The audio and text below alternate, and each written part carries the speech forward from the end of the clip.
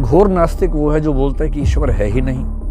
मैं दावे से कहता हूँ ईश्वर नहीं है। घोर आस्तिक वो है जो ईश्वर को मानता है और जो ईश्वर की धारणा मानता है उसमें पूरा यकीन रखता है। तार्किक रूप से मेरे ख्याल से दोनों ही व्यक्ति गलतफहमी क्योंकि ये बहुत लंबे मुद्दे हैं, इस पर बहुत संक्षेप में समझाना मुश्किल है। पर संक्षेप में आपके प्रश्न का जवाब ये है, ये देखते हैं कि एक समय था जब लोग ज़्यादा लॉजिकल बातें नहीं करते थे। आजकल माना जाता है लोग ज़्यादा लॉजिकल बातें करते हैं, लेकिन उसके साथ ये भी माना जाता है कि अगर कोई बहुत आस्तिक व्यक्ति है तो वो लॉजिकल बातें नहीं करता होगा, बड़ा लॉजिकल नहीं होगा।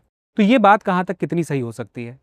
दिक्कत ये है कि हम आस्तिक और नास्तिक को ब्लैक एंड व्हाइट में देखते हैं, डाइकोटमी में, कि ये नास्तिक ये आस्तिक। अब सच देखेंगे तो पूरा एक स्पेक्ट्रम है जिसमें घोर नास्तिक से लेके घोर आस्तिक के बीच में कई लेवल्स आते हैं। घोर नास्तिक वो है जो बोलता है कि ईश्वर है ही नहीं। मैं दावे से कहता हूं ईश्वर नहीं है। घोर आस्तिक वो है जो ईश्वर को मानता है और जो ईश्वर की धारणा मानता है उसमें पूरा यकीन रखता है। तार्किक रूप से मेरे ख्याल से ये दोनों ही व्यक्ति गलतफहमी के शिकार हैं। जो साइंटिफिक टेम्पर का आदमी होगा, तार्किक व्यक्ति होगा, वो इनके बीच में होगा। बीच में कैसे हो सकता है? जैसे मान लीजिए मैं ये मानता हूं कि भाई जो साबित होगा मैं वही मानूंगा, बाकी नहीं मानूंगा, क्योंकि ईश्वर नजर नहीं आता है। तो ईश्वर है ये साबित करने की जिम्मेदारी है, honours of proof, burden of proof किसके ऊपर है? जो कहता है कि ईश्वर है।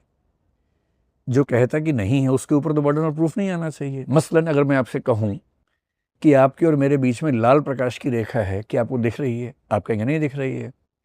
और अगर मैं कहूं कि मुझे दिख रही है, और फिर मैं कहूं कि आप कहें कि साबित करो, मैं कहूं मैं साबित नहीं कर रहा, तुम साबित करो कि नहीं है। आप कहेंगे मैं क्यों साबित करूं, मैं तो कह ही नहीं रहा। जो कह रहा है साबित तो वो करेगा। ठीक वैसे ही अगर आपको ईश्वर में विश्वास है और किसी को नहीं है, तो साबित करने की जिम्मेदारी किसकी है? जो दावा कर रहा है। जो दावा नहीं कर रहा उसकी जिम्मेदारी नहीं है। लेकिन एक लॉजिकल इमेजिनेशन के रूप में ये मानना बहुत अजीब नहीं है कि इस पूरे संसार के पीछे कोई परम शक्ति हो सकती है, होनी चाहिए। अब 3-4 लेवल्स हो सकते हैं। जो कायदे का वैज्ञानिक और तार्किक व्यक्ति होगा वो तो ये कहेगा कि भाई मैंने खूब कोशिश कर ली, मैं ईश्वर साबित नहीं कर सकता। और जिन लोगों ने ईश्वर को साबित करने की कोशिश की है, मैंने उनके प्रमाण पढ़ लिए, उनके आर्गुमेंट्स पढ़ लिए, वो भी बहुत मीनिंगफुल है नहीं। जिन्होंने ईश्वर को खारिज करने के प्रमाण दिए हैं वो भी मीनिंगफुल नहीं है, सच में नहीं है। तो मैं बटा हुआ हूं, मैं परेशान हूं, मैं बेचैन हूं कि ईश्वर है या नहीं। अब मेरे पास 2 ऑप्शंस हैं, या तो मैं हड़बड़ी में इनमें से एक फैसला मान लूं, या मैं कहूं कि जब तक फैसला नहीं होगा मैं वेट करूंगा। जो वेट करते हैं उनको बोलते हैं एग्नोस्टिक्स, अज्ञेयवादी। मैं उसी कैटेगरी में आता हूं कि हम वेट कर रहे हैं, जब फैसला होगा तब तक हमारा काम चल रहा है, उसके बिना नहीं। पर मैं वेट करूंगा तो सवाल है कि मेरे व्यावहारिक जीवन में ईश्वर होगा या नहीं। इसके भी 2 ऑप्शंस हैं। कुछ लोग कहते हैं कि जब तक साबित नहीं होगा तब तक हम धार्मिक जीवन नहीं जिएंगे।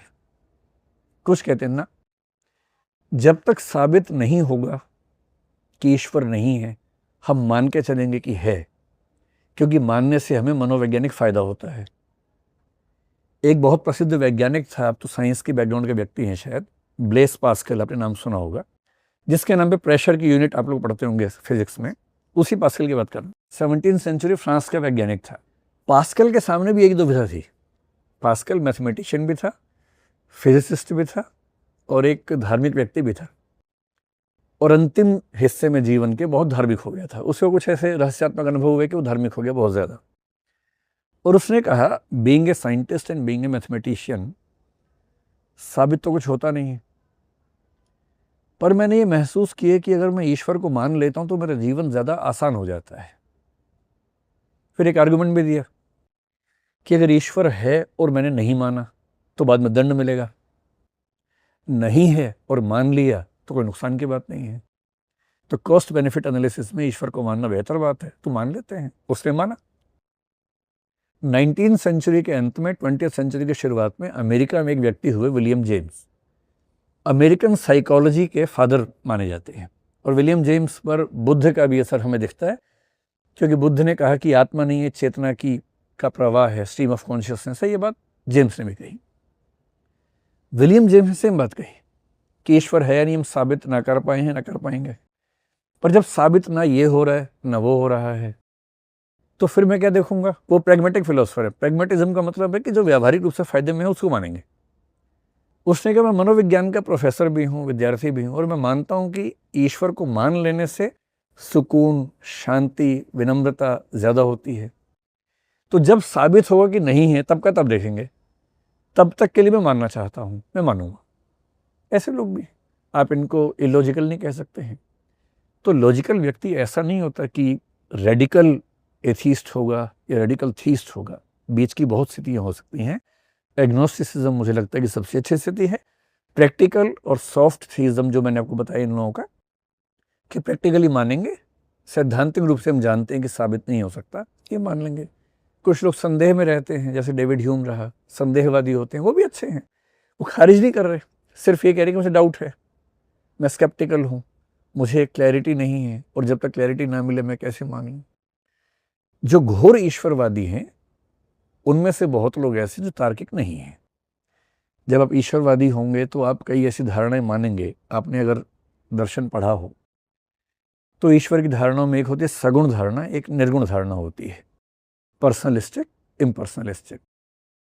सगुण धारणा दिल को बहुत सुकून देती है, क्योंकि आपको ईश्वर का चेहरा दिखता है, ईश्वर शक्तिशाली है, ईश्वर दयालु है, आप परेशान होंगे तो प्रार्थना करेंगे, वो आपको हेल्प करेगा, ये सब फीलिंग्स आती हैं, तो इमोटिवली बहुत सपोर्ट करता है। पर जब आर्गुमेंट्स की बात करेंगे तो उसको बचाना बड़ा मुश्किल हो जाता वहाँ पर, क्योंकि इतने डिफ़िकल्ट आर्गुमेंट्स हैं कि सगुण ईश्वर को बचाना बड़ा मुश्किल है। और लगभग सभी धर्मों में ईश्वर सगुण है। ध्यान रखना है, जैसे इस्लाम में, ईसाइयत में, यहूदियों में ईश्वर दिखता नहीं है, तब भी सगुण ही है। सगुण और साकार दो अलग अलग बातें हैं। सगुण ईश्वर साकार हो भी सकता है, सगुण निराकार भी हो सकता है।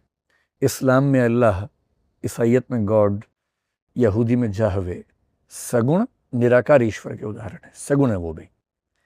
तो जो ईश्वर को मानना चाहता है पर लॉजिकली कंसिस्टेंट रहना चाहता है कि मुझे लॉजिकली कोई परेशान ना कर सके, उसे फिर शंकराचार्य और हीगल का रास्ता चुनना पड़ेगा, निर्गुण ईश्वर। निर्गुण ईश्वर लॉजिकली कंसिस्टेंट है, उसको खारिज करना बड़ा मुश्किल है, क्योंकि आप कुछ बता ही नहीं रहे उसके में क्या है। नीति नीति कह रहे हैं कि वो ऐसा भी नहीं है, वैसा भी नहीं है, आप कुछ बताएंगे तो फंस जाएंगे। लेकिन आप नीति नीति के माध्यम से आप उसको इनडिस्क्राइबेबल बता रहे हैं, अनिर्वचनीय है, या मतलब इनएक्सप्लिकेबल है, अव्याख्येय है, तो फिर कॉन्ट्राडिक्शंस नहीं आते। खैर, पूरी बात का, क्योंकि ये बहुत लंबे मुद्दे हैं, इस पर बहुत संक्षेप में समझाना मुश्किल है, पर संक्षेप में आपके प्रश्न का जवाब ये है कि तार्किक व्यक्ति नास्तिक होगा ये ज़रूरी नहीं है।